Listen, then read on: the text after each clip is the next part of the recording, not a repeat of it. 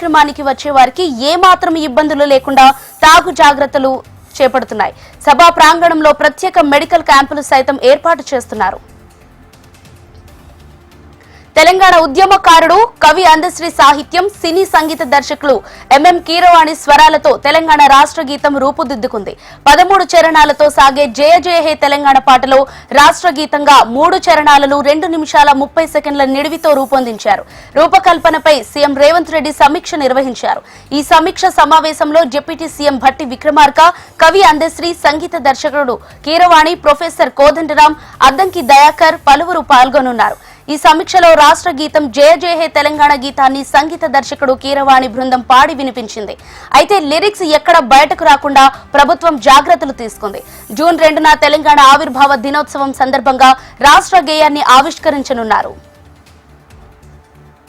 రైతులు విత్తనాల కోసం ఇబ్బందులు పడుతున్నారంటే తెలంగాణలో ప్రభుత్వం ఉన్నట్టా లేనట్టా అని బీఆర్ఎస్ నిర్వహణ అధ్యక్షుడు కేటీఆర్ ప్రశ్నించారు. ముఖ్యమంత్రి, వ్యవసాయ శాఖ మంత్రి పట్టించుకోవట్లేదని మండిపడ్డారు. ఎన్నికల ప్రచారంలో తిరగటం తప్ప ఎన్ని ఎకరాలకు విత్తనాలు అవసరమో లెక్కలేదా అని నిలదీశారు. నిన్న ధాన్యం అమ్ముకుంటుందామంటే కొనుగోళ్లే లేరని, నేడు విత్తనాలు కొందామంటే అమ్మేవాళ్లు లేరని ఎద్దేవా చేశారు. పాలన పూర్తిగా పడకేసిందని చెప్పటానికి ఇంతకన్నా నిదర్శనం ఏం కావాలని కేటీఆర్ నిలదీశారు. కాళేశ్వరం విఫల ప్రాజెక్ట్ అయితే ఉస్మాన్, హిమాయత్ సాగర్లకు నీళ్లు ఎలా తీసుకొస్తారని మాజీ మంత్రి నిరంజన్ రెడ్డి ఆక్షేపించారు. మహిళలకు ఉచిత బస్సు హామీ మినహా కాంగ్రెస్ ఏం చేయలేదని విమర్శించారు. పంట బోనస్ బోగస్లా మారిందని ఎద్దేవా చేశారు. ప్రధాన సమస్యలు పక్కన పెట్టి ఏదో ఓ వార్త లీకిస్తున్నారని దుయ్యబట్టారు. ఫోన్ ట్యాపింగ్ కేసులో అరెస్టైన మాజీ డీఎస్పీ ప్రణీత్ రావు పోలీసుల కస్టడీలో సంచలన విషయాలు వెల్లడించారు. దాదాపు 1200 మంది ఫోన్ ట్యాపింగ్ చేసినట్లు విచారణలో తెలిపారు. జడ్జీలు, రాజకీయ నేతలు, ప్రతిపక్ష పార్టీ నేతల కుటుంబ సభ్యులు, మీడియా పెద్దలు, జర్నలిస్టుల ఫోన్లను ట్యాప్ చేసినట్లు తెలిపారు. 8 ఫోన్ల ద్వారా ఎప్పటికప్పుడు సిబ్బందితో టచ్ లో ఉన్నట్లు తెలిపారు ప్రణీత్ రావు. అధికారికంగా 3 ఫోన్లు కేటాయించగా మరో 5 ఫోన్లతో అనధికారికంగా ఎప్పటికప్పుడు మానిటరింగ్ చేసినట్లు తెలిపారు. ప్రతిపక్షాలకు ఆర్థికంగా సహాయం చేస్తున్న వాళ్ల డబ్బులను ఎప్పటికప్పుడు పట్టుకున్నట్లు తెలిపాడు. ఇక పట్టుకున్న నగదును మొత్తం ఎవరికి అనుమానం రాకుండా హవాలా నగదుగా రికార్డులో చూపించినట్లు కస్టడీ విచారణలో తెలిపారు. ఫోన్ ట్యాపింగ్ కేసులో అనేక సంచలనాత్మక విషయాలు బయటపడుతున్నాయన్నారు BJP MP Laxman. Phone tapping అంశంలో రేవంత్ సర్కార్ పట్టనట్లు వ్యవహరిస్తోందని విమర్శించారు. తప్పు చేస్తే ఎంతటి వారినైనా జైలుకు పంపిస్తామన్న రేవంత్ వారిపై చర్యలెందుకు తీసుకోవటం లేదని ప్రశ్నించారు. కాళేశ్వరం పేపర్ లీక్ ఘటనల్లో చర్యలేవి అంటూ కాంగ్రెస్ ప్రభుత్వాన్ని ప్రశ్నించారు లక్ష్మణ్. సాక్షాత్తు ఫోన్ ట్యాపింగ్ చేసిన పోలీస్ అధికారులే చెబుతుంటే ఆశ్చర్యం కలుగుతోందన్నారు. జడ్జీలు, ప్రతిపక్ష నాయకుల వ్యక్తిగత స్వేచ్ఛను హరించిన దుర్మార్గులపై కేసులు నమోదు చేసి చర్యలు తీసుకోవాలని డిమాండ్ చేశారు. CM Revanth Reddy phone tapping పై నిర్లక్ష్యం చేస్తే మంచిది కాదన్నారు. సీబీఐ దర్యాప్తుకు ఆదేశించి చిత్తశుద్ధిని నిరూపించుకోవాలన్నారు. బీజేపీ ఎమ్మెల్యే రాజాసింగ్ కు మరోసారి బెదిరింపు కాల్స్ వచ్చాయి. బెదిరింపు కాల్స్ చేసిన వారిపై చర్యలు తీసుకోవాలని హోంమంత్రి అమిత్ షా తెలంగాణ డీజీపీకి రాజాసింగ్ లేఖ రాశారు. వివిధ నంబర్స్ నుంచి బెదిరింపు కాల్స్ వచ్చాయని తెలిపారు. తనను చంపేస్తామంటూ కాల్స్ చేస్తున్నారని చెప్పారు. హిందూ ధర్మం కోసం పనిచేయటం మానుకోవాలని బెదిరిస్తున్నారని పేర్కొన్నారు. గత సీఎం కూడా బెదిరింపు కాల్స్ పై విచారణ జరిపించలేదని, ప్రస్తుతం సీఎం కూడా బెదిరింపు కాల్స్ ను పట్టించుకోవటం లేదన్నారు. హైదరాబాద్ లో తమ స్వీపర్ సెల్స్ పనిచేస్తున్నాయని బెదిరిస్తున్నారని చెప్పారు. బెదిరింపు కాల్స్ చేసిన వారికి సీఎం రేవంత్ నెంబర్ ఇచ్చానని తెలిపారు. ముఖ్యమంత్రికి బెదిరింపు కాల్స్ వస్తే విచారణ సీరియస్ గా జరుగుతుందన్న ఉద్దేశంతో నెంబర్ ఇచ్చానన్నారు రాజాసింగ్. ప్రజాభవన్ కు బాంబు బెదిరింపు కేసులో పురోగతి సాధించారు పోలీసులు. 24 గంటల్లోనే నిందితుడిని టాస్క్ ఫోర్స్ పోలీసులు అరెస్టు చేశారు. నిందితుడు గుంటూరుకు చెందిన రామకృష్ణగా గుర్తించారు. ప్రజాభవన్ నాంపల్లి కోర్టులో బాంబు పెట్టామంటూ పోలీస్ కంట్రోల్ రూమ్ కు ఫోన్ చేశాడు రామకృష్ణ. అయితే భార్యతో గొడవలతో మద్యానికి బానిసైన రామకృష్ణ మద్యం మత్తులో ఫోన్ చేసినట్లు చెబుతున్నాడు. క్షయరహిత దేశంగా తీర్చిదిద్దేందుకు వైద్యాధికారులు బాధ్యతాయుత భాగస్వామ్యం కావాలని ఆదిలాబాద్ డీఎంహెచ్ఓ రాథోడ్ నరేందర్ కోరారు. క్షయ సంపూర్ణ నివారణకు అనుసరించాల్సిన కార్యాచరణ ప్రణాళిక అమలుపై ఆదిలాబాద్ లో వైద్యాధికారులు పర్యవేక్షకులకు శిక్షణ కార్యక్రమాన్ని నిర్వహించారు. క్షయ పీడితులను గుర్తించి ఇళ్ల వద్దకే చికిత్స అందించే విధంగా చర్యలు తీసుకోవాలని సూచించారు. మొదటి దశ వైద్యాధికారులకు శిక్షణ పూర్తి చేస్తామని, రెండో దశలో మండల స్థాయిలో శిక్షణ కార్యక్రమాలు నిర్వహిస్తామని డిఎంహెచ్ఓ రాథోడ్ నరేందర్ తెలిపారు. అనంతరం ఇంటింటి సర్వే నిర్వహించి బీసీజీ టీకా అర్హులను గుర్తిస్తామన్నారు. మెదక్ జిల్లా తుఫ్రాన్ మండల కేంద్రానికి జీలుగు విత్తనాల కోసం రైతులు బారులు తీరారు. వచ్చే నెల మొదటి వారంలోనే రుతుపవనాలు రానుండటంతో పాటు వర్షాలు విస్తరంగా కురిసే అవకాశం ఉందని వాతావరణ శాఖ అధికారులు వెల్లడించారు. అయితే ఇప్పటికే భూములను సాగుకు సిద్ధం చేసుకున్న రైతులు ఆయా రకాల పత్తి విత్తనాల కోసం గంటల తరబడి చెప్పులు క్యూ లైన్లో పెట్టి నిలబడుతున్నారు. ప్రభుత్వం తమకు విత్తనాలు త్వరగా అందేలా చూడాలని డిమాండ్ చేస్తున్నారు. రైతులు జీలుగు విత్తనాల కోసం ఫర్టిలైజర్ దుకాణాల చుట్టూ తిరుగుతున్నా స్టాక్ లేదంటూ సమాధానం చెబుతున్నారని ఆవేదన వ్యక్తం చేస్తున్నారు. మంచిర్యాల ఎమ్మెల్యే స్వలాభం కోసమే బ్రిడ్జి నిర్మాణ సంస్థ మార్పుకు ప్రయత్నం చేస్తున్నాడని బీజేపీ మంచిర్యాల పట్టణ అధ్యక్షులు వంగపల్లి వెంకటేశ్వరరావు ఆరోపించారు. మంచిర్యాల అంతర్గం మధ్య గోదావరి నదిపై గత ప్రభుత్వం ప్రతిపాదించిన స్థలంలో వంతెన నిర్మాణ పనులు ప్రారంభించాలని డిమాండ్ చేస్తూ ఐబీ చౌరస్తాలో నిరసన కార్యక్రమం చేపట్టారు. మంచిర్యాల అంతర్గం మధ్య బ్రిడ్జి నిర్మించాలని ప్రజలు చేసిన పోరాట ఫలితంగా గత ప్రభుత్వం 2018 ఎన్నికల సమయంలో అప్పటి ముఖ్యమంత్రి కేసీఆర్ మంచిర్యాల అంతర్గం మధ్య గోదావరిపై బ్రిడ్జి నిర్మిస్తామని ప్రకటించారు. బ్రిడ్జి నిర్మాణానికి 125 కోట్ల రూపాయలు కేటాయించామని 5 సంవత్సరాల కాలయాపన చేశారని ఆగ్రహం వ్యక్తం చేశారు. మళ్లీ 2023 ఎన్నికలకు 6 నెలల ముందు బ్రిడ్జి నిర్మాణానికి వ్యయం 165 కోట్లకు పెంచి మట్టి పరీక్షలు నిర్వహించి బ్రిడ్జి పనులు నిలిపివేశారని దుయ్యబట్టారు. కాంగ్రెస్ పార్టీ అధికారంలోకి వచ్చాక మంచిర్యాల ఎమ్మెల్యే ప్రేమ్ సాగర్ రావు తన స్వలాభం కోసం బ్రిడ్జి నిర్మాణ స్థలం గత ప్రభుత్వం ప్రతిపాదించిన స్థలంలో కాకుండా వేరే ప్రాంతంలో బ్రిడ్జి నిర్మాణ పనులు చేపట్టడానికి ప్రయత్నించడం సబబు కాదని, ప్రజలందరికీ అనువుగా మంచిర్యాల అంతర్గం మధ్య బ్రిడ్జి నిర్మాణ పనులు ప్రారంభించాలని డిమాండ్ చేశారు. నాణ్యమైన పత్తి విత్తనాలు రైతులకు అందుబాటులో ఉంచేందుకు అవసరమైన చర్యలు తీసుకున్నామని వ్యవసాయ అధికారులు తెలిపారు. దీంతో ఆదిలాబాద్ లో పత్తి విత్తనాల కోసం షాపుల వద్ద రైతులు భారీ ఎత్తున క్యూ కట్టారు. విత్తన షాపులు తెరవక ముందే విత్తనాల కోసం పోటెత్తారు. భారీ ఎత్తున విత్తన ప్యాకెట్ల కోసం క్యూ లైన్లు కట్టి ఎండలో నిరీక్షించారు. విత్తన విక్రయ కేంద్రాల వద్ద రద్దీతో తొక్కిసలాట జరగకుండా స్వీయ నియంత్రణ పాటించాలని పోలీసులు అధికారులు సూచించారు. తోపులాట లేకుండా జాగ్రత్తలు పాటించి వచ్చిన రైతులందరూ విత్తనాలు సాఫీగా తీసుకెళ్లేందుకు విఫలవుతుందని తెలిపారు. విత్తనాల కోసం రైతులు ఇబ్బంది పడకుండా చూడాలని ఆదిలాబాద్ జిల్లా కలెక్టర్ రాజర్షిష వ్యవసాయ అధికారులను ఆదేశించారు. సీజన్లో అవసరమైన విత్తనాలను అందుబాటులో ఉంచేందుకు చర్యలు తీసుకున్నారు. క్షేత్రస్థాయిలో పరిస్థితి ఎలా ఉందోనని స్వయంగా తెలుసుకునేందుకు జిల్లా కలెక్టర్ రాజర్షిష విత్తన విక్రయ కేంద్రాలను తనిఖీ చేశారు. ఈ సందర్భంగా షాపులను తనిఖీ చేసి రికార్డులను పరిశీలించి డీలర్లతో స్టాక్ వివరాలను సేకరించారు. అనంతరం రైతులతో మాట్లాడారు. ప్రతి రైతుకు పత్తి విత్తనాలు అందే విధంగా కృషి చేస్తున్నామని కలెక్టర్ పేర్కొన్నారు. రైతులు డిమాండ్ ఉన్న పత్తి విత్తనం కాకుండా చాలా రకాల పత్తి విత్తనాలు సైతం అందుబాటులో ఉన్నాయని తెలిపారు. ఛత్తీస్గఢ్ రాష్ట్రంలోని బీజాపూర్లోని బద్దేపర అడవి ప్రాంతంలో జరిగిన ఎన్కౌంటర్లో ఓ మహిళ సహా 2 మావోయిస్టులు మృతి చెందారు. ఘటనా స్థలం నుంచి మావోయిస్టులు మృతదేహాలతో పాటు ఆయుధాలను పోలీసులు స్వాధీనం చేసుకున్నారు. పోలీసుల ఎన్కౌంటర్లో మరణించిన మనీలా అనే మహిళ మావోయిస్టుపై 8 లక్షల రివార్డు ఉన్నట్లు పోలీసులు తెలిపారు. మావోయిస్టు సంస్థలో డీవీసీఎం పదవిలో ఆమె ఉన్నట్లు వెల్లడించారు. హైదరాబాద్ ఎల్బీ నగర్ లోని గుర్రంగూడలో ఓ చర్చి పాస్టర్ రెచ్చిపోయాడు. ఇంటి పక్కన గొర్రెల్ని మేపుతుందనే కారణంతో పద్మ అనే మహిళపై దాడి చేశాడు దైవ సహాయం అనే వ్యక్తి. మహిళ అని కూడా చూడకుండా అసభ్య పదజాలంతో దూషిస్తూ తిట్టాడు. అక్కడితో ఆగకుండా మహిళ వెంటపడి మరీ దాడి చేశాడు. ఆమె భయపడి ఓ ఇంట్లో దాచుకోవటానికి పరిగెత్తినా వదలకుండా ఆ ఇంట్లోకి వెళ్లి మరీ చీపురుతో తలపై కొట్టాడు. అదే విధంగా తన వెంట తెచ్చుకున్న కుక్కను ఆమెపైకి ఉసిగొల్పాడు దైవ సహాయం అనే వ్యక్తి. దాడి విజువల్ సీసీ ఫుటేజ్ లో రికార్డ్ అయ్యాయి. ఇతను వనస్థలిపురంలో బాప్టిస్ట్ చర్చిలో పాస్టర్ గా పనిచేస్తున్నాడు. గాయాలు కావడంతో ఆమె మీర్పేట పోలీస్ స్టేషన్ లో ఫిర్యాదు చేసింది. పోలీసులు పలు సెక్షన్ల కింద కేసు నమోదు చేశారు. రాయదుర్గం పిఎస్ పరిధిలో డ్రంక్ అండ్ డ్రైవ్ యాక్సిడెంట్ చోటు చేసుకుంది. మద్యం మత్తులో సాఫ్ట్వేర్ ఉద్యోగులు కారుతో బీభత్సం సృష్టించారు. ర్యాష్ డ్రైవింగ్ వల్ల దర్గా చౌరస్తాలో కారు పాదాచారులపైకి దూసుకెళ్లింది. ఉదయం 6 గంటల సమయంలో ఈ ఘటన జరిగింది. మద్యం మత్తులో సాఫ్ట్వేర్ ఉద్యోగులు కారు నడిపినట్టు స్థానికులు గుర్తించారు. రాయదుర్గం నుండి మెహదీపట్నం వైపు అతి వేగంగా వెళ్తున్న కారు సిగ్నల్ వద్ద ముందుగా ఓ బైకర్ ను ఢీకొట్టింది. అనంతరం అదుపు తప్పి మరో బైక్ ను ఢీకొట్టి పాదాచారులపైకి దూసుకెళ్లింది.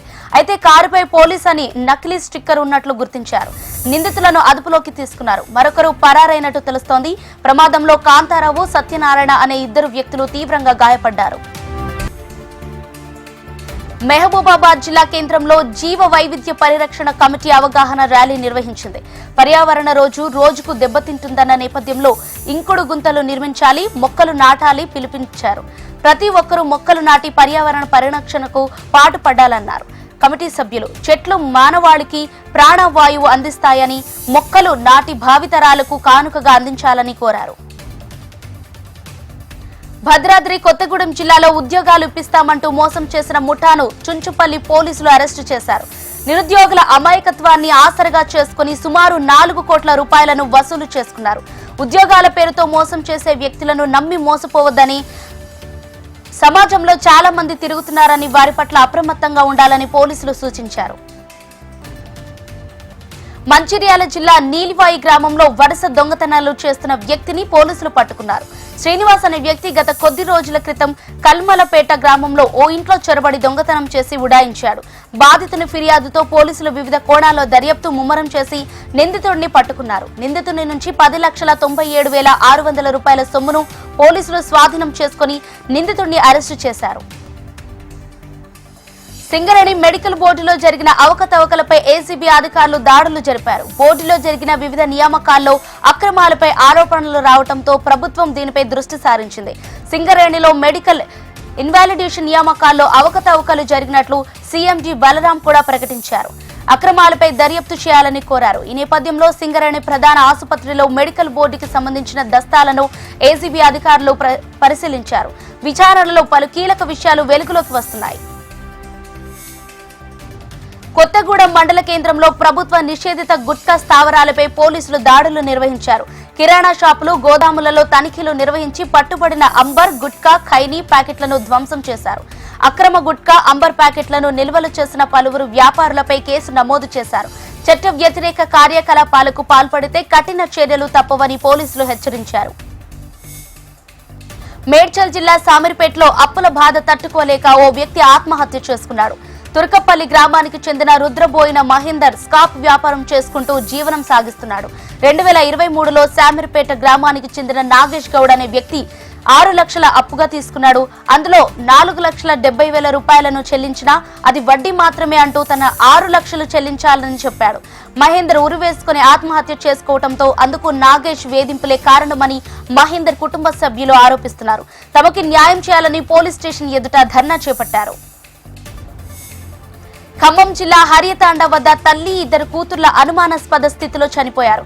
కుక్క అడ్డు రావడంతో సడన్ బ్రేక్ వేయగా రోడ్డు ప్రమాదం జరిగిందని కారు నడిపిన మృతురాలి భర్త చెప్తుండగా డెడ్ బాడీలపై ఒక్క గాయం లేకపోవడం అనుమానాలకు తావితీస్తున్నాయి. మృతురాలి భర్త సహా వైద్యురాలు కేరళ మహిళతో అక్రమ సంబంధం పెట్టుకున్న నేపథ్యంలో ఈ హత్యలు చేసినట్లు మృతురాలు బంధువులు ఆరోపిస్తున్నారు. నిన్న ప్రమాదం జరిగితే ఇప్పటి వరకు పోలీసులు చర్యలు తీసుకోకపోవడంపై బంధువుల ఆగ్రహం వ్యక్తం చేస్తున్నారు. మృతురాలు భర్త ప్రవీణ్ వచ్చి సంతకం పెడితేనే పోస్టు మార్టం చేయాలని బంధువుల డిమాండ్ చేస్తున్నారు. మహబూబాబాద్ జిల్లా మరిపెడ మండలం కున్యతాండా గ్రామంలో డంపింగ్ యార్డును తొలగించి గ్రామానికి దూరంగా ఏర్పాటు చేయాలని గ్రామస్తులు డిమాండ్ చేస్తున్నారు. పరిమెడ మున్సిపాలిటీకి చెందిన డంపింగ్ యార్డును కున్యాతాండా పరిసరాల్లో ఉండటం వల్ల దుర్వాసనతో పాటు పొగ వస్తుందన్నారు. గ్రామస్తులు జ్వరాలతో పాటు వివిధ రోగాల బారిన పడుతున్నారని ఆందోళన వ్యక్తం చేస్తున్నారు. అధికారులు వెంటనే స్పందించి తగు చర్యలు తీసుకోవాలని డిమాండ్ చేస్తున్నారు. ఏపీ రాష్ట్ర సీఎస్ జవహర్ రెడ్డి పలు అంశాలపై ఉన్నత స్థాయి సమీక్ష నిర్వహించారు. భూమి, ఆస్తులు, విద్యుత్, తాగునీరు, వైద్యం, విద్యాశాఖలకు సంబంధించిన పలు అంశాలపై సమావేశంలో చర్చించారు. ఆయా అంశాలపై తీసుకున్న చర్యలపై నివేదికను నీతి ఆయోగ్కి సమర్పించాల్సి ఉన్నందున త్వరితగతిన సంబంధిత శాఖలు చర్యలు తీసుకోవాలని ఆదేశించారు. 5 విభాగాలకు సంబంధించి 117 యాక్షనబుల్ పాయింట్లపై ఆయా శాఖలు చర్యలు తీసుకోవాల్సి ఉందన్నారు. ఇప్పటి వరకు 43 అంశాలపై చర్యలు తీసుకోగా మరో 60 అంశాలకు సంబంధించి చర్యలు ప్రారంభించారని, 17 అంశాలపై ఇంకా చర్యలు చేపట్టాల్సి ఉందని, 7 అంశాలపై ఆయా శాఖల నుంచి సమాధానాలు రావాల్సి ఉందని పేర్కొన్నారు. జులై నెలలో నీతి ఆయోగ్ గవర్నింగ్ కౌన్సిల్ సమావేశం జరిగిందన్నారు. ఆ సమావేశంలో వీటిపై అక్కడ వివరణ ఇవ్వాల్సి పేర్కొన్నారు. సార్వత్రిక ఎన్నికల కౌంటింగ్ సమయం దగ్గర పడుతున్న సమయంలో పోలీసులు నాకాబందీని మరింత ముమ్మరం చేశారు. పుట్టపర్తిలోని కల్పవృక్షం, గుట్ట, చిత్రావతిలో తనిఖీలు చేపట్టారు. కౌంటింగ్ సమయంలో ఎటువంటి హింసాత్మక ఘటనలు చోటు చేసుకోకుండా బాణసంచా అక్రమ నిల్వలు, అనుమానిత పరిసరాలను క్షుణ్ణంగా తనిఖీలు చేశారు. బాణసంచా విక్రయించరాదని, పెట్రోల్, డీజిల్ లూస్ విక్రయాలు చేపట్టకుండా చర్యలు తీసుకున్నామన్నారు. అక్రమంగా నిల్వ ఉంచిన ఆయుధాలు స్వాధీనం చేసుకున్నట్లు తెలిపారు. ట్రబుల్ మాంగర్స్ పై ప్రత్యేక దృష్టి సారించామని, అటువంటి వారిని నగర బహిష్కరణ చేస్తామని పోలీసులు హెచ్చరించారు. కౌంటింగ్ ప్రక్రియను సాఫీగా నిర్వహించేందుకు, ప్రశాంత వాతావరణం కల్పించేందుకు అన్ని రాజకీయ పార్టీ నాయకులు సహకరించాలని కడప డీఎస్పీ షరీఫ్ కోరారు. ఆర్టీసీ బస్సులను నగర శివార్లకే పరిమితం చేస్తామన్నారు. జిల్లా మొత్తం 144 సెక్షన్ అమలులో ఉంటుందని, కౌంటింగ్ నేపథ్యంలో వ్యాపార సంస్థలు మూసివేయాలని విజ్ఞప్తి చేశారు. ప్రజలు, నాయకుల సహకారంతో జిల్లాలో పోలింగ్ ను ప్రశాంతంగా నిర్వహించామన్నారు. కౌంటింగ్ రోజున ఎక్కడ ఘర్షణలకు తావు లేకుండా రాజకీయ పార్టీ నాయకులు సహకరించాలన్నారు. సోషల్ మీడియాలో రెచ్చగొట్టే విధంగా పోస్టులు పెడితే కేసులు నమోదు చేస్తామని హెచ్చరించారు. జిల్లా కలెక్టర్ పర్మిషన్ లేకుండా పొరుగు ప్రాంతాలకు చెందిన ఇతర వ్యక్తులు రాకూడదన్నారు. నగర శివారులో 7 చెక్ పోస్టులు ఏర్పాటు చేసి సీసీ కెమెరాల ద్వారా పర్యవేక్షిస్తున్నట్లు తెలిపారు. ఎవరైనా అల్లర్లు చేస్తే కఠిన చర్యలు తీసుకుంటామన్నారు. ఓట్ల లెక్కింపునకు చేయాల్సిన ఏర్పాట్లపై ప్రకాశం జిల్లా కలెక్టర్ సమీక్ష నిర్వహించారు. పట్టణంలోని ప్రకాశం భవన్ లో అభ్యర్థులు, రాజకీయ పార్టీల ప్రతినిధులు, ఏజెంట్లకు ప్రత్యేక సమావేశం నిర్వహించి వివరించారు. ఈ కార్యక్రమంలో జిల్లా ఎస్పీ గరుడ్ సుమిత్ కూడా పాల్గొని పలు సూచనలు చేశారు. ఓట్ల లెక్కింపు ప్రక్రియలో పాల్గొనే సిబ్బందికి ఇప్పటికే శిక్షణ ఇచ్చినట్లు తెలిపారు. కలెక్టర్, జిల్లా ఎన్నికల అధికారి దినేష్ కుమార్ 3 అంచెల భద్రత ఏర్పాటు చేసి సీసీటీవీ పర్యవేక్షణలో ఉంచినట్లు తెలిపారు. ఇక కౌంటింగ్ ముగిసిన తర్వాత ఎలాంటి విజయోత్సవ ర్యాలీకు అనుమతి లేదన్నారు జిల్లా ఎస్పీ గరుడ్ సుమిత్. కౌంటింగ్ సమయంలో వైసీపీ ఏజెంట్లు జాగ్రత్తగా వ్యవహరించాలని ఆ పార్టీ ప్రధాన కార్యదర్శి సజ్జల రామకృష్ణ రెడ్డి సూచించారు. ప్రత్యర్థి పార్టీ పోలింగ్ ఏజెంట్లతో అప్రమత్తంగా ఉండాలని హెచ్చరించారు. వైసీపీ కేంద్ర కార్యాలయంలో కౌంటింగ్ ఏజెంట్లకు వర్క్ షాప్ కార్యక్రమాన్ని నిర్వహించారు. అవతలి పార్టీల ఆటలు సాగనివ్వద్దని ఏజెంట్లకు తెలిపారు. టీడీపీ అధినేత చంద్రబాబు, జనసేన అధినేత పవన్ కళ్యాణ్ భేటీ కానున్నారు. పోలింగ్ తీరు, అనంతర పరిణామాలపై సమీక్షిస్తారు. బీజేపీ నేతలు కూడా చంద్రబాబును కలిసే అవకాశం ఉంది. విదేశీ పర్యటన ముగించుకుని చంద్రబాబు హైదరాబాద్ వచ్చారు. చంద్రబాబు అమరావతికి పార్టీ ప్రతినిధులతో సమావేశమై కౌంటింగ్ సందర్భంగా అనుసరించాల్సిన విధి విధానాలపై దిశానిర్దేశం చేస్తారు. విజయవాడ మొగల్ రాజపురంలో కలుషిత నీరు తాగి 100 మంది అస్వస్థతకు గురయ్యారు. కలుషిత నీరు తాగి 2 మృతి చెందారు. మరో 24 మంది బాధితులు వాంతులు, విరోచనాల కారణంగా ఆసుపత్రిలో చికిత్స పొందుతున్నారు. నీటి సరఫరాలో నిర్లక్ష్యం వహించిన 6 వీఎంసీ ఉద్యోగులను సస్పెండ్ చేశారు. మరో 2కి షోకాజ్ నోటీసులు అందజేశారు. కొన్ని రోజులు పైప్ లైన్ల ద్వారా వచ్చే నీటిని తాగొద్దని, ట్యాంకర్ల ద్వారా సరఫరా చేస్తున్న నీటిని మాత్రమే తాగాలని సూచిస్తున్నారు. తూర్పు గోదావరి జిల్లా నిడదవోలు డంపింగ్ యార్డ్ లో ఒక్కసారిగా మంటలు చెలరేగాయి. గమనించిన స్థానికుల సమాచారంతో దిగిన అగ్నిమాపక సిబ్బంది మంటలు ఆర్పటానికి ప్రయత్నించారు. పరిసర ప్రాంతాల్లో దట్టమైన పొగ అలుముకోవడంతో శ్వాస తీసుకునేందుకు ప్రజలు ఇబ్బందులు పడుతున్నారు. డంపింగ్ యార్డులో మంట, పొగలను అదుపు చేసేందుకు మరింత సమయం పడుతుందంటున్నారు అధికారులు. మణిశంకర్ వ్యాఖ్యలతో కాంగ్రెస్ కి సంబంధం లేదని ఆ పార్టీ సీనియర్ నేత జయరాం రమేష్ స్పష్టం చేశారు. ఆయన కాంగ్రెస్ పార్టీ అధికార ప్రతినిధి కాదన్నారు.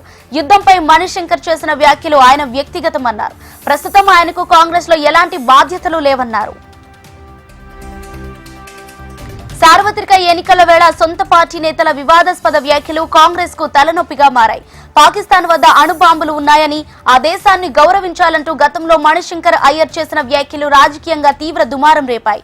తాజాగా మరోసారి ఆయన మరో వివాదానికి తెరలేపారు. 1962 నాటి భారత్ చైనా యుద్ధం గురించి ప్రస్తావిస్తూ నాడు భారత్ పై చైనా బలగాలు దాడి చేశాయనే ఆరోపణలు ఉన్నాయన్నారు. వాస్తవంగా జరిగిన దాడిని అయ్యర్ ఆరోపణ అని పేర్కొనటం దుమారం రేపింది. చైనా భారత్ యుద్ధంపై వ్యాఖ్యలు చేసిన మణిశంకర్ అయ్యర్ వెంటనే క్షమాపణలు చెప్పాలని సిపిఐ జాతీయ ప్రధాన కార్యదర్శి డి రాజా డిమాండ్ చేశారు. గతంలో శ్యామ్ పెడ్రోడా, ఇప్పుడు అయ్యర్లు వార్తల్లో ఉండేందుకు ఇలా మాట్లాడుతున్నారని ప్రశ్నించారు. 1962లో ఏం జరిగిందో అందరికీ తెలుసన్నారు. ఇలాంటి ప్రకటనల ద్వారా చరిత్రను మార్చలేదన్నారు. ఒడిశా పేదరికానికి కాంగ్రెస్ బీజేడీ పార్టీలే కారణమని ప్రధాని మోడీ ఆరోపించారు. రాష్ట్రాన్ని మొదట కాంగ్రెస్ నాయకులు దోచుకుంటే 25 సంవత్సరాలుగా బీజేడీ లూటీ చేస్తోందని విమర్శించారు. కొత్త పరిశ్రమలు పెట్టకపోగా ఉన్నవి సైతం ఇక్కడి నుంచి పోయాయన్నారు. కేంద్రంలో బీజేపీ ప్రభుత్వం ఏర్పడ్డాకే ఒడిశాలో రహదారులను నిర్మించామన్నారు మోడీ. కేంద్రంలో మరోసారి బీజేపీ ప్రభుత్వం ఏర్పడుతోందని అమిత్ షా ధీమా వ్యక్తం చేశారు. ఇండియా బ్లాక్ ఓటమి తర్వాత రాహుల్, అఖిలేష్ లు ప్రెస్ మీట్ పెట్టి ఈవీఎంలపై ఆరోపణలు చేస్తారని దుయ్యబట్టారు. ఈవీఎం కారణంగానే తాము ఓడిపోయామని చెబుతారని ఆరోపించారు అమిత్ షా. పేదల రిజర్వేషన్లు అంతం చేయాలని బీజేపీ ప్రయత్నిస్తోందని కాంగ్రెస్ అధ్యక్షులు మల్లికార్జున ఖర్గే ఆరోపించారు. మరోసారి అధికారంలోకి వచ్చేందుకు వారు ప్రయత్నిస్తున్నారని విమర్శించారు. తాము ఒడిశా జాతిని రక్షించాలని చూస్తున్నామన్నారు. ఒడిశాలో 50% సీట్లు గెలిస్తే కేంద్రంలో ఇండియా కూటమి ప్రభుత్వాన్ని ఏర్పాటు చేస్తోందన్నారు ఖర్గే.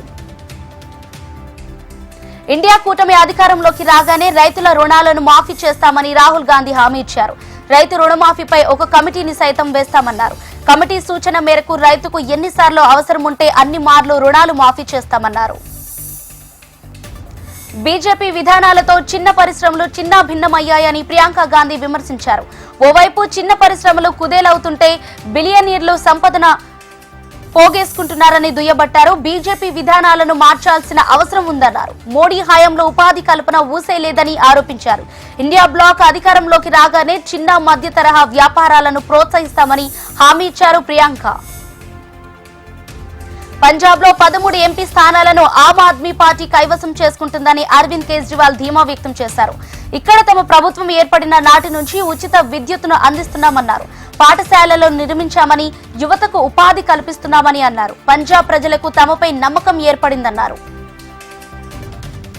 బీజేపీకి గుజరాత్ కంటే బీహార్ రాష్ట్రమే ఎక్కువ సీట్లు ఇచ్చిందని, అయినా తమకు కేంద్రం ఏమీ ఇవ్వలేదని తేజస్వి యాదవ్ ఆరోపించారు.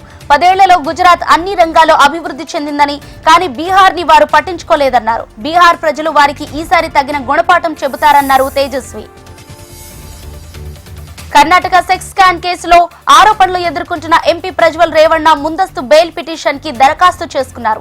మే 31న సిట్ విచారణకు హాజరవుతానని 2 రోజుల క్రితం వీడియో విడుదల చేసిన ప్రజ్వల్ తాజాగా బెయిల్ కోసం కోర్టు మెట్లెక్కాడు.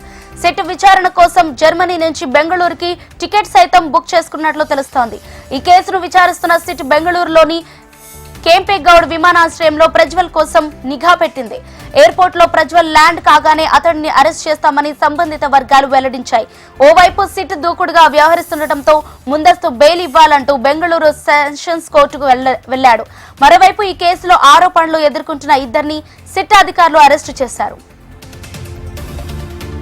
కావేరీ నీటిని తమిళనాడుకు విడుదల చేయాలంటూ రైతులు నిరసనకు దిగారు. ఈ విషయంలో కేంద్రం జోక్యం చేసుకోవాలని కోరారు. కర్ణాటక ప్రభుత్వంతో మాట్లాడి తమిళ రైతులకు న్యాయం చేయాలన్నారు. ముక్కొంబు డ్యాంలోకి దిగి ఆందోళన నిర్వహించారు. రైతుల ఆదాయాన్ని రెట్టింపు చేయటం, కనీస మద్దతు ధర కల్పించడం వంటి హామీలను నెరవేర్చాలని డిమాండ్ చేస్తున్నారు రైతులు. ఇటీవలే కాలంలో ప్రతి టోర్నీలో కొత్త జెర్సీలతో ఆడుతున్న టీమిండియా T20 వరల్డ్ కప్ లోనూ న్యూ జెర్సీతో బరిలోకి దిగుతోంది. ఇప్పటికే జెర్సీని కిట్ స్పాన్సర్ అడిడాస్ విడుదల చేయగా తాజాగా టీమిండియా ప్లేయర్ కొత్త జెర్సీ ఫోటో షూట్ విడుదలైంది. రోహిత్ శర్మ, హార్దిక్ పాండ్యా, బుమ్రా, కుల్దీప్, సిరాజ్ కొత్త జెర్సీలతో ఫోటోలు దిగగా వాటిని ట్విట్టర్ లో పోస్టు చేసింది ఐసీసీ. గతంలో పూర్తి బ్లీడ్ బ్లూ ఉన్న జెర్సీకి ఈసారి కొంచెం ఆరెంజ్ టచ్ ఇచ్చారు. భుజాలపై ఆరెంజ్, మిగిలిన జెర్సీ అంతా బ్లూ కలర్ లో రూపొందించారు. ఢిల్లీ సీఎం కేజ్రీవాల్ కు సుప్రీంకోర్టులో షాక్ తగిలింది. మధ్యంతర బెయిల్ పొడిగింపు పిటిషన్ను అత్యవసరంగా విచారించాలన్న కేజ్రీవాల్ అభ్యర్థనను సుప్రీంకోర్టు రిజిస్టర్ తోసిపుచ్చింది. కాగా లిక్కర్ పాలసీ కేసులో అరెస్టైన ఆయనకు సుప్రీంకోర్టు మధ్యంతర బెయిల్ మంజూరు చేసింది. దీంతో అప్పటి నుంచి ఆయన బయటే ఉన్నారు. అయితే గడువు ముగిసిన వెంటనే జూన్ 2న లొంగిపోవాలని బెయిల్ ఇచ్చే సమయంలో ఆదేశాలు జారీ చేసింది. ఈ నేపథ్యంలో ఆరోగ్య కారణాల దృష్ట్యా మరో వారం రోజులు బెయిల్ పొడిగించాలని ఆయన పిటిషన్ దాఖలు చేశారు. జమ్మూ కాశ్మీర్ లో పోలింగ్ రోజు పీడీపీ కార్యకర్తలను అరెస్టు చేశారని ఆ పార్టీ అధ్యక్షురాలు మెహబూబ్ ముఫ్తీ కుమార్తె ఇల్తిజా ఆరోపించారు.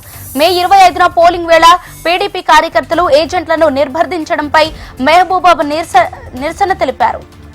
ఎన్నికల నియమావళిని ఉల్లంఘించారంటూ పోలీసులు తాజాగా కేసు నమోదు చేశారన్నారు. కార్డన్ సెర్చ్ పేరుతో తమ పార్టీ కార్యకర్తలను అరెస్టు చేసేందుకు ముఫ్తీ అలా చేశారని వెల్లడించారు. బెంగాల్ సహా పశ్చిమ రాష్ట్రాల్లో రెమాల్ తుఫాన్ విధ్వంసం సృష్టించింది.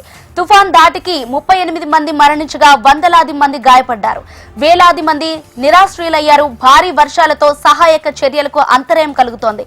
పశ్చిమ బెంగాల్లో తుఫాన్ ప్రభావిత ప్రాంతాలను సీఎం మమతా బెనర్జీ పరిశీలించారు.